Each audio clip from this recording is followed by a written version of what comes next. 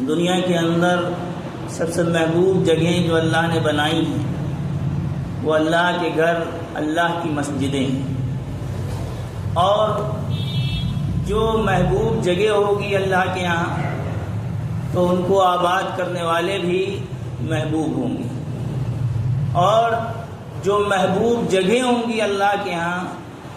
اس کو ویران کرنے والے، خالی کرنے والے اللہ کے ہاں مبغوض اور نفرت کے قابل ہوں گے۔ لہذا یہ مہینہ بڑا مبارک و محترم مہینہ چل رہا ہے رمضان کا، اور ایک ماحول ہے مسجدوں کو آباد کرنے کا۔ یقیناً یہ بھی اللہ کی طرف سے ایک انعام ہے، لیکن اللہ کی مسجدیں جو آباد کرنے کی ذمہ داری اللہ کے بندوں پر ہے، وہ صرف رمضان میں یا صرف جمعے میں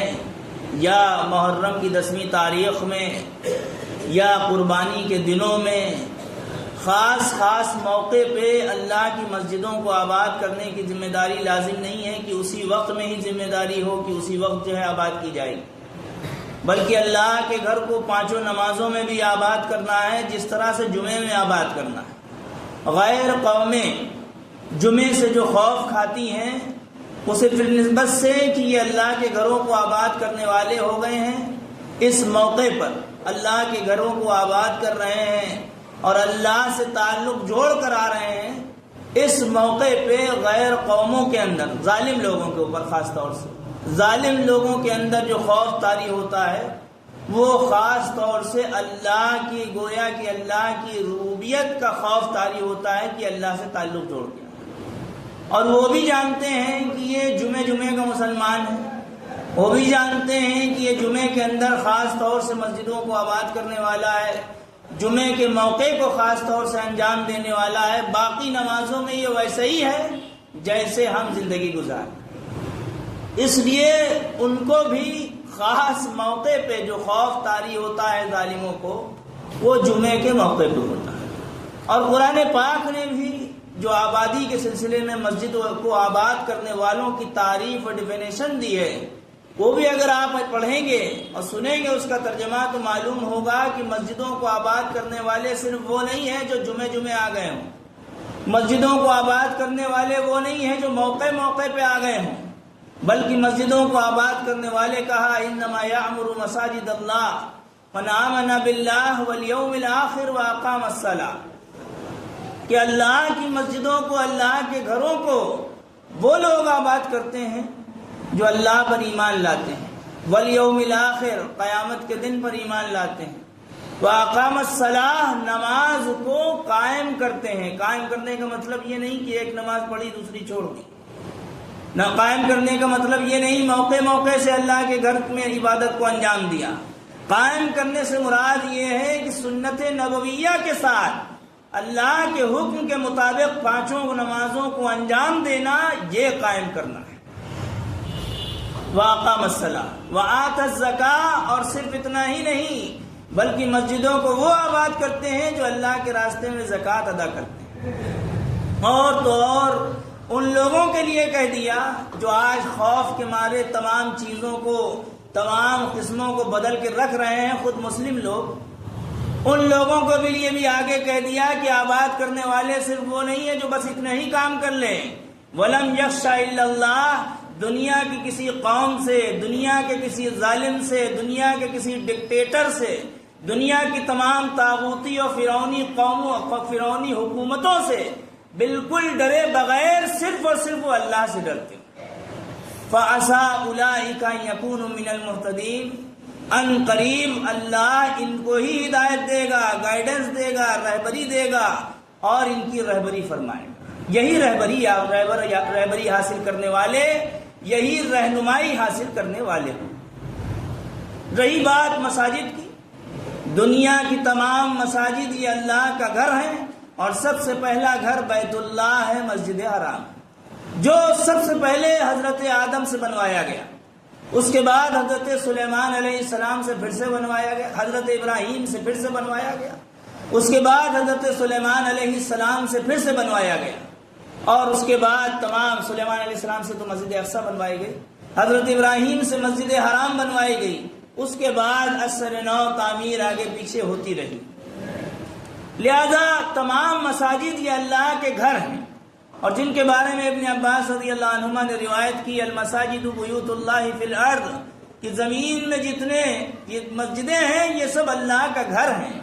تو تضیء لأہل السماء، یہ مسجدیں آسمان والوں کے لیے ویسے ہی چمکتی ہیں، کما تضیء نجوم السماء لأہل الارض، جیسے کہ آسمان والوں کے لیے، جیسا کہ زمین والوں کے لیے آسمان کے ستارے چمکتے ہیں۔ یعنی آسمان سے فرشتوں کو زمین میں اگر کوئی چمکتی ہوئی چیز نظر آ رہی ہے ستاروں کے مانند، وہ اللہ کے گھر مسجدیں ہیں۔ اور دوسری روایت میں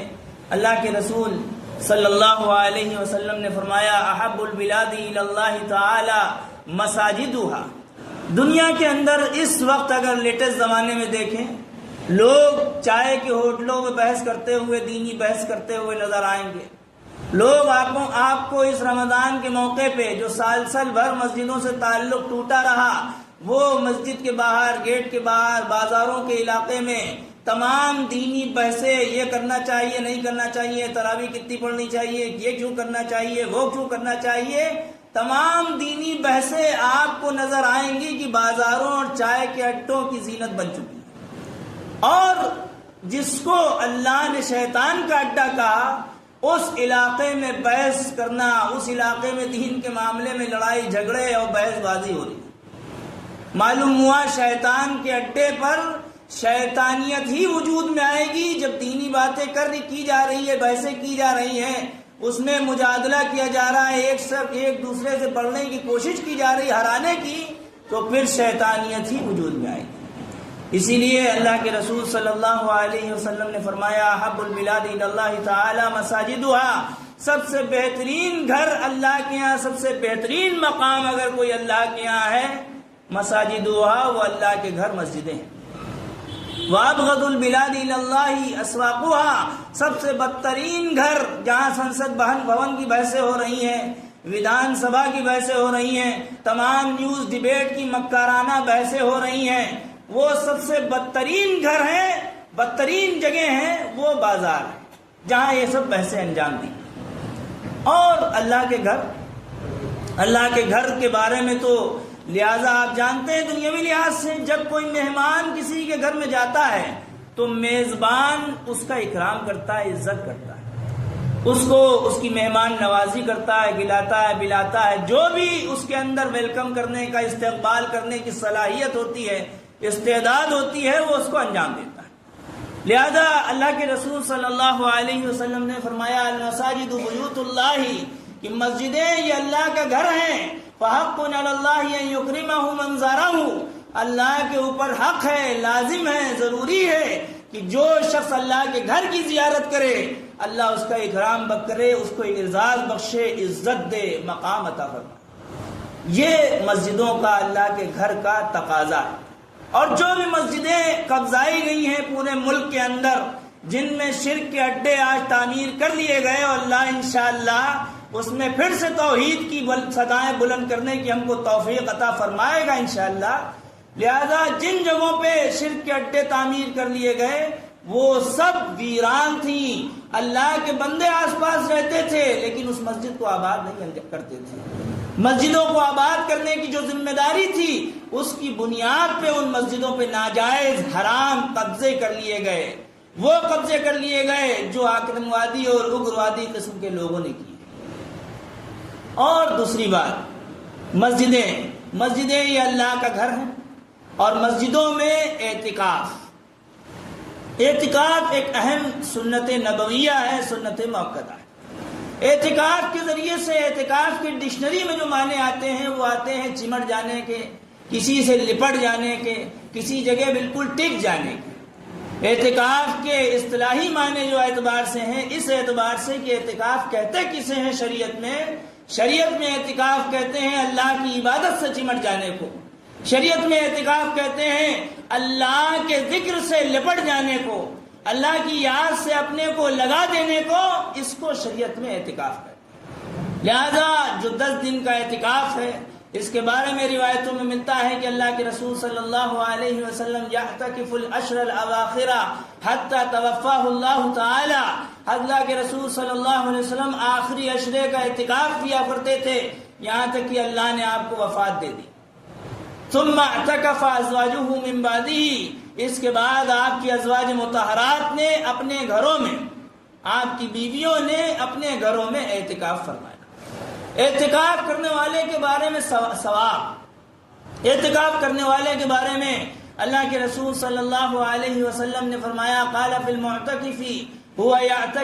یعتکف الذنوب ویجری له من الحسنات کعامل الحسنات كلها، کہ معتکف بہت سے گناہوں سے بچ جاتا ہے۔ روزہ رکھے ہے پھر بھی بد نظری ہو رہی ہے، روزہ رکھا ہے باہر کی تمام دنیا کی خبروں میں ملوث ہو کے غیبتوں میں گالی گلوج میں پڑا ہوا ہے، روزہ رکھے ہے زبان سے بھی غلط بک رہا ہے، آنکھوں سے غلط دیکھ رہا ہے، دماغ سے غلط سوچ رہا ہے، لیکن اتنے ماحول بگڑنے، اتنا زمانہ حالات بگڑنے کے باوجود بھی، اتنے گناہوں کی نحوست کے بعد بھی کم سے کم مومن سے یہ امید کی جا سکتی ہے کہ جب وہ مسجد میں ہو، اللہ کے گھر میں ہو، تو وہ بدنگاہی سے بچے گا، کم سے کم وہ مسجد میں ہو تو وہ گالی گلوج سے ضرور بچے گا، کم سے کم اللہ کا لحاظ اتنا تو کرے گا۔ لہذا اس کے بارے میں فرمایا کہ یہ مسجد میں جب اعتکاف کرتا ہے تو اس کے بارے میں فرمایا یہ یعتکف الذنوب، یہ گناہوں سے بچ جاتا ہے۔ بہت سے گناہ جو نظروں سے ہوتے تھے، زبانوں سے ہوتے تھے، تمام دماغ سے ہوتے تھے اور سوچ سے ہوتے تھے، وہ سب گناہوں سے یہ بچ جاتا ہے۔ وَيَجْرِي لَهُ مِنَ الْحَسَنَاتِ كَعَامِلِ الْحَسَنَاتِ كُلِّهَا، اور جتنی نیکیاں یہ باہر جا کے انجام نہیں دے پا رہا ہے۔ مان لیجئے کسی کی عیادت کرنی ہے، کوئی بیمار ہے، لیکن یہ اعتکاف کی سنت مؤکدہ کی نسبت سے، سنت مؤکدہ کہتے کسے ہیں؟ سنت مؤکدہ علی الکفایہ کہتے کسے ہیں؟ سنت مؤکدہ تو اسے کہتے ہیں کہ اللہ کے رسول صلی اللہ علیہ وسلم نے جس کام کو لگاتار انجام دیا ہو اس کو سنت مؤکدہ کہتے ہیں، اور جو آدمی لگاتار اس کو چھوڑنے پہ آمادہ ہو جائے وہ اللہ کے رسول صلی اللہ علیہ وسلم کی شفاعت سے محروم ہونے کا مستحق ہو جاتا ہے، اتنی بڑی محرومی۔ اور کفایہ کسے کہتے ہیں کہ چند لوگوں نے، اس علاقے کے چند لوگوں نے اگر اس کو ادا کر دیا تو تمام لوگ اس گناہ سے بچ جائیں گے، محفوظ ہو جائیں گے۔ لہذا اگر کوئی اعتکاف اپنی علاقے کی مسجد میں ایک شخص نے، دو شخص نے کر لیا تو تمام علاقے کے لوگ محفوظ ہو جائیں گے۔ اب آدمی سوچتا ہے کہ بھائی فلاں کر لے گا، فلاں کر لے گا۔ اگر پھول باغ کے علاقے میں 1-1 لاکھ روپے یا 10-10 لاکھ بٹ رہے ہوں اور لوگ کہیں کہ ایسا ہے کہ بھیا آپ چلے جاؤ، تم ہی کام کر لینا، تمہیں فائدہ ہو جائے، تمہیں نفع ہو جائے، پروفٹ ہو جائے، تم ہی رکھ لینا، ایسا کوئی پوری مسجد میں شاذ و نادر ہی ملے گا کہ کوئی کہے کہ بھائی تم ہی رکھ لینا، ہمیں ضرورت نہیں ہے۔ یہاں اعتکاف کی بات آ جائے، اللہ کے دین کی خدمت کی بات آ جائے، مدارس میں داخلے کی بات آ جائے تو بھیا ایسا ہے تم جو سب سے کوڑا ہو گھر میں، سب سے کمزور ہو، سب سے بیکار ہو، جو کام کا نہ ہو، جس کا کوئی کام ہی نہ رہ گیا ہو، کسی نہ دکان میں بیٹھنے کے لائق ہو، نہ جاب سسٹم کے لائق ہو، پروفیشنل سسٹم کے لائق نہ ہو، ایسا ہے تم اعتکاف میں بیٹھ جانا، کم سے کم ثواب تو مل ہی جائے گا۔ یہی حال مدارس کا بھی ہو گیا ہے اور یہی جماعت میں جانے کا سلسلہ بھی ہو گیا۔ اس میں بھی سب سے کمزور آدمی ہو جو بھائی گھر میں سب سے بیکار ہے، بھائی اس کو لے جاؤ، ہم نہیں جا پائیں گے، بھائی ہم جو ہے اعتکاف نہیں کر پائیں گے، سب سے جو ہمارے ہیں یہ کمزور ہے، سب سے بیکار ہے، اس کا کوئی کام نہیں ہے، اسی کو لے جاؤ۔ لہذا مسجدوں میں اعتکاف وہ شخص خاص طور سے انجام دے جو یہ چاہتا ہے، جو 10 لاکھ پانے کی تمنا رکھتا ہے تو وہ اللہ کے یہاں سے جو نیکیاں مل رہی ہیں، آگے روایت بیان کرتے ہیں، جو اللہ کے یہاں سے نیکیاں مل رہی ہیں کہ باہر جانے پہ، عیادت کرنے پہ 70,000 فرشتے اس کے لیے دعا کر رہے ہیں، اللہ اس کو اس مسجد میں اعتکاف کی نسبت سے وہ نیکیاں خود بخود دے گا۔ اور تو اور سب سے بڑی بات، شب قدر میں آدمی جاگتا ہے تب شب قدر حاصل کرتا ہے۔ اعتکاف والا مسجد میں ہے، سو رہا ہے، سونے کی حالت میں بھی یہ عبادت انجام دے رہا ہے، یہ سو کر بھی شب قدر کی توفیق حاصل کر رہا ہے، سونے کے بعد۔ اعتکاف والا نماز جنازہ نہیں پڑھ سکتا، جنازے میں جا نہیں سکتا، 2 قرات کا جو ثواب ہے، احد پہاڑ کے برابر جو ثواب بیان کیا گیا جنازے کی نماز اور جنازے میں جانے کا، وہ دونوں ثواب اللہ اس کو اعتکاف کی وجہ سے عطا فرمائیں گے۔ دوسری زبردست روایت اللہ کے رسول صلی اللہ علیہ وسلم نے بیان فرمائی، من اعتکف یوما ابتغاء وجہ اللہ تعالی، کہ جس نے ایک دن اللہ کی رضا کے لیے، اس لیے نہیں کہ ہم بیکار تھا یہ لڑکے کو بیٹھال دیا، بچے کو بیٹھال دیا، گھر کے بیکار آدمی کو بیٹھال دیا، بلکہ اللہ کی رضا کے لیے وہ خود اعتکاف میں ایک دن بیٹھا، جعل اللہ بینہ و بین النار ثلاث خنادق، اللہ اس کے درمیان اور جہنم کے درمیان 3 خندقوں کو، 3 بڑے بڑے گڈھوں کو اللہ آڑ کر دے گا۔ اب ما بین الخافقین، گڑھے کتنے بڑے ہوں گے؟ گڈھے یہ نہیں ہوں گے کہ بس اتنے سے اتنی دور کے ہوں گے، بلکہ گڈھوں کے بارے میں بھی بیان کر دیا کہ زمین و آسمان کے درمیان جتنی دوری ہوتی ہے اللہ اس سے زیادہ دوری ان خندقوں کی کر دے گا، اس کی آڑ کر دے گا جہنم کے درمیان سے، جہنم اور اس کے درمیان اتنی دوری اللہ اس کو ایک دن اعتکاف کی وجہ سے عطا فرما رہا ہے۔ اور لوگ اپنے گھر کے علاقے کے، اپنے گھر کے یا اپنے خاندان کے یا اپنے دوستوں میں سے جو سب سے بیکار ہو، جو کام نہ کر رہا ہو، مسجدوں میں اس وقت آپ دیکھ لیں پچھلے سال کی کارگزاری اٹھا کے، جو سب سے بیکار ہو گھر میں اسی کو اعتکاف میں لا کے ڈال دیں۔ حالانکہ روایت پڑھیں، ترغیب و ترہیب کی روایت ہے جس میں اللہ کے رسول صلی اللہ علیہ وسلم نے فرمایا، من اعتکف 10 فی رمضان، 10 دن کسی نے رمضان میں اعتکاف کیا، کان کا حجتین و عمرتین، اللہ اس کو 2 حج کے برابر اور 2 عمروں کے برابر اللہ اس کو اجر عطا فرمائے۔ وہ بات الگ ہے کہ فرضیت ادا نہیں ہوگی، وہ الگ مسئلہ ہے، لیکن اللہ اس کو جو ثواب ہے، جو ثواب مل رہا ہے، نیکی مل رہی ہے، 2 حج اور 2 عمروں کے برابر اللہ اس کو 10 دن کا اعتکاف کرنے کی نسبت سے اللہ اس کو اجر عطا فرمائے۔ اس لیے مسجدیں اللہ کا گھر ہیں، اور اگر مسجدوں کو ہم نے آباد نہیں کیا تو پورے ملک میں جو کوششیں ہیں مسجدوں کو ہڑپنے کی، وقف بورڈ کے نام پہ اور تمام ناموں پہ، یہ کوششیں یقیناً کامیاب ہوں گی اس وقت جب یہ مسلمان، یہ اللہ کا بندہ مسجدوں سے دوری اختیار کرے۔ لہذا رمضان کے 20 رمضان کو مغرب سے پہلے پہلے اب خود یہ کوشش کریں کہ ہم مسجد میں اعتکاف کریں۔ جس طرح پیسے حاصل کرنے کے لیے آدمی پھول باغ تک جا سکتا ہے کہ ہمیں ملے، اسی طرح یہ نیکیاں، یہ مرتبے اگر اس کا یقین پوری طرح بندے کو آ جائے تو یقیناً وہ یہ 10 دنوں کا اعتکاف